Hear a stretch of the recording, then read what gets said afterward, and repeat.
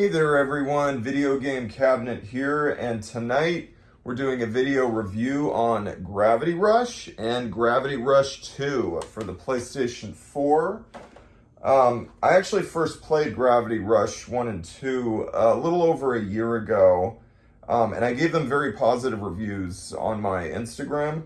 But the more I thought about them, the even better that they got, and the more I realized that these are two of my absolute favorite games on the PlayStation 4. So, for the past few weeks, I've gone back and replayed both of them from start to finish, and this time doing every single one of the side missions this time around. Last time I skipped a lot of them. And as well as doing the Raven's Choice DLC on Gravity Rush 2. So I've completed everything that I want to do in these games. Gravity Rush 1 acts very much as a part 1 to the lengthier part 2 that is Gravity Rush 2. They go hand in hand in telling one of the best storylines of the 8th console generation. These games are whimsical, poetic, and full of heart. Soaring through the skies and controlling gravity feels like an absolute dream.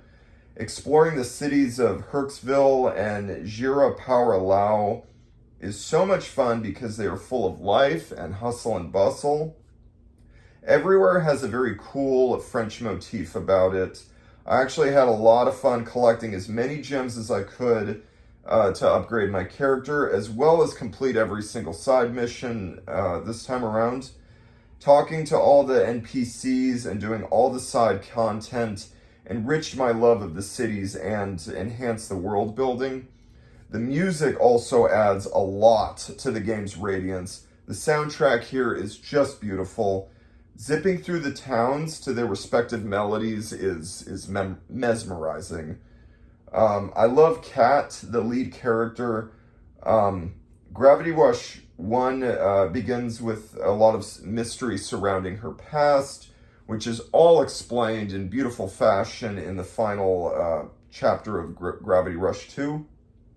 Gravity Rush 1 really acts kind of like a prologue to Gravity Rush 2, where they expand the scope and tie up all the questions and loose ends from the first game in riveting fashion.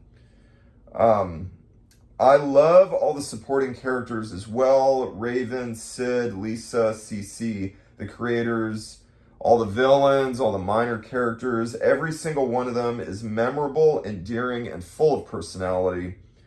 I also love how in Gravity Rush 2, they go back to the same map as the original. In the second chapter of Gravity Rush 2, you go back to Herxville from Gravity Rush 1, bringing feelings of nostalgia, kind of similar to the nostalgic feelings I had in Tears of the Kingdom when I was exploring the base level map of Hyrule from Breath of the Wild. These games, Gravity Rush 1 and 2, just have such a wonderful, heartfelt story from beginning to end.